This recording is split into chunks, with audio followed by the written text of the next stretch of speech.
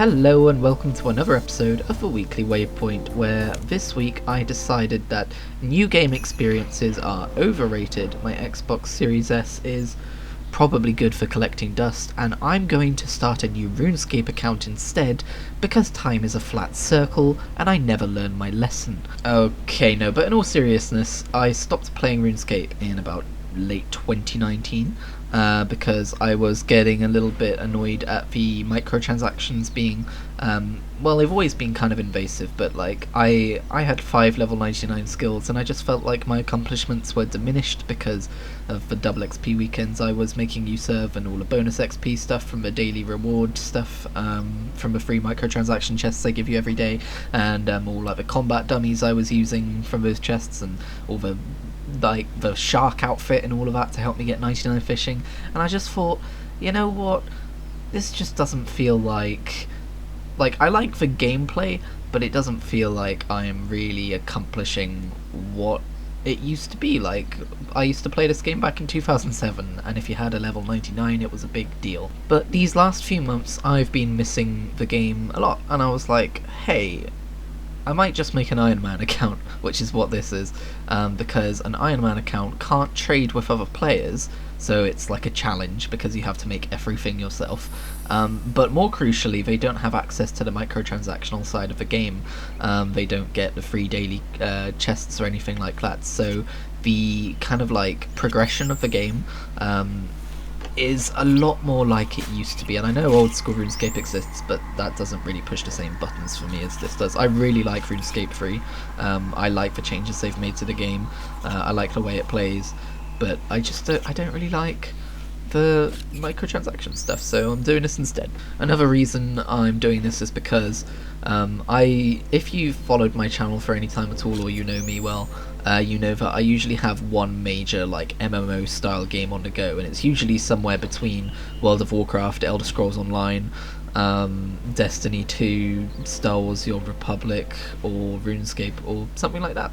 And I was super into Elder Scrolls Online these last couple of months, like more than I think I've ever been, and I only ever buy a month subscription to one of those games at a time, because I'm like, well, I know how quickly my attention can wander off. But I was feeling so confident about this, about how into ESO I was, that last week I bought a 3-month subscription, and immediately fell off of playing the game.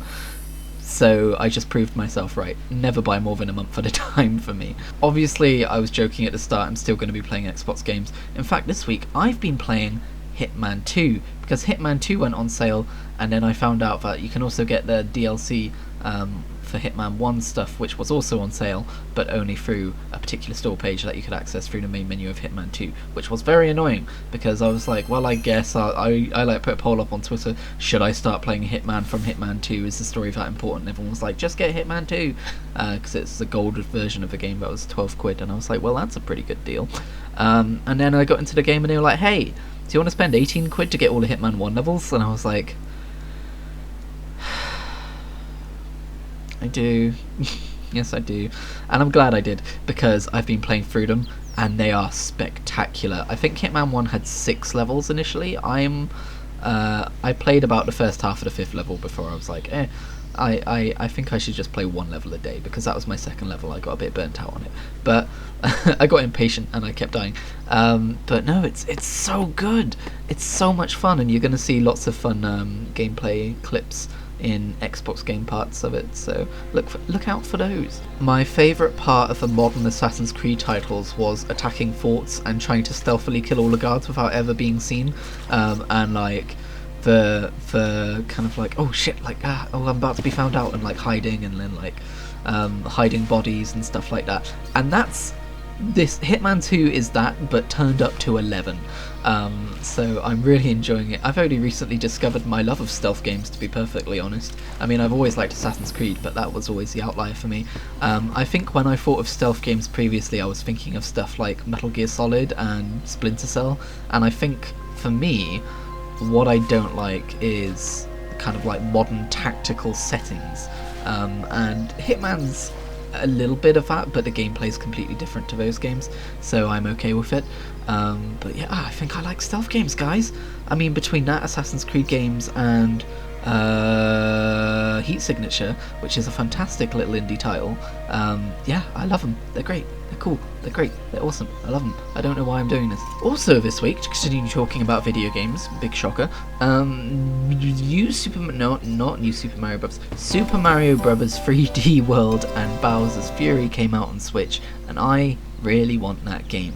But I looked at Super Mario 3D All-Stars, which I hyped myself to shit about, and I looked at how I played through maybe half of Super Mario 64 and then like the first level of Super Mario Sunshine, and I haven't touched it since, and I went, maybe not. Maybe I'm not going to spend £50 on another Super Mario 3D platformer that I'm going to be very hyped about, and then realistically I'm probably going to play maybe the first world's worth of levels and go, cool, I'll get back to this.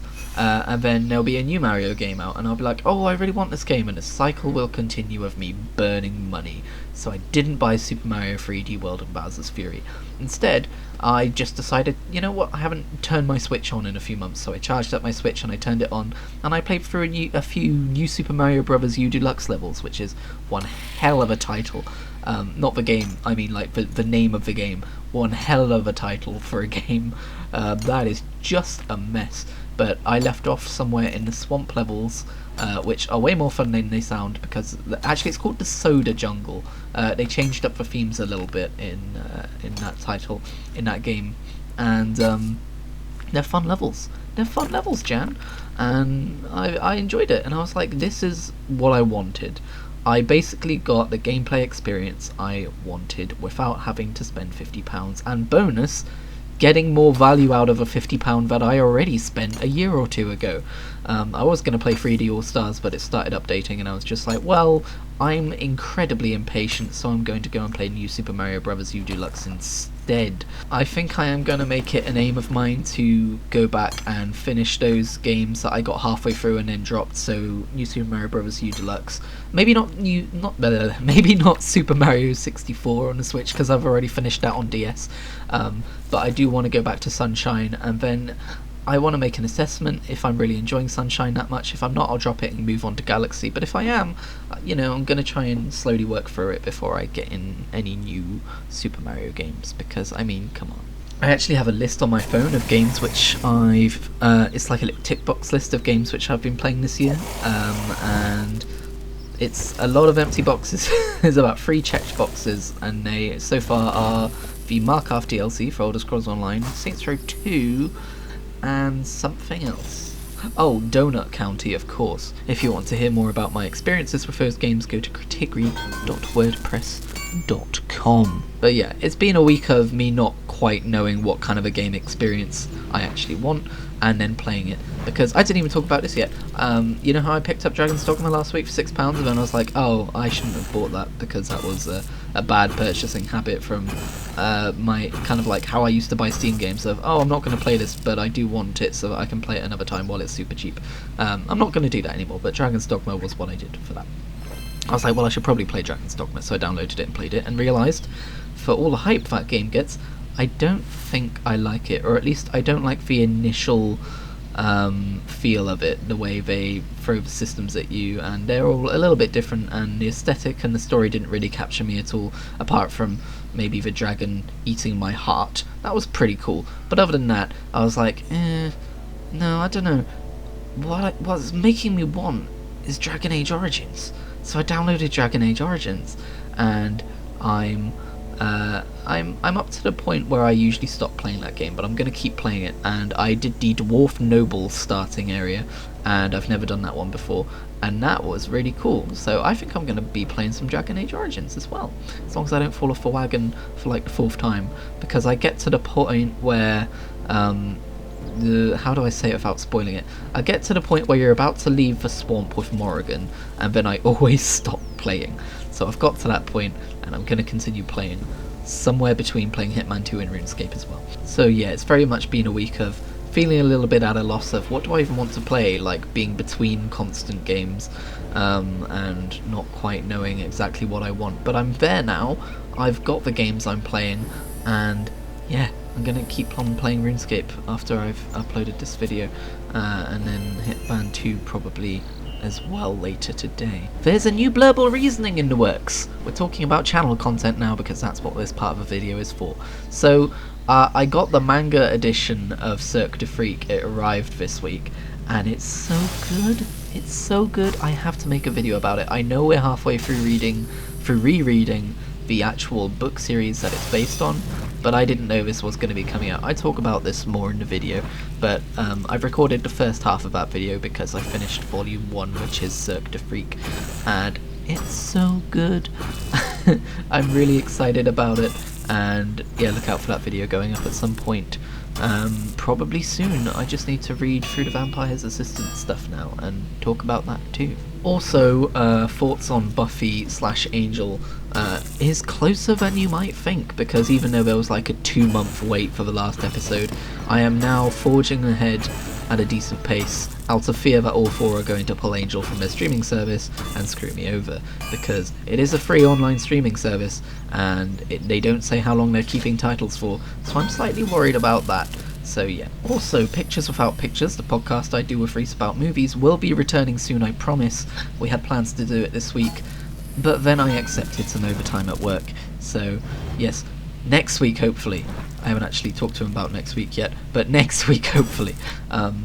We're still planning to talk about Terminator, but after that I really want to get into Godzilla. I've never seen a Godzilla movie. Can you believe it? I want to see a Godzilla movie.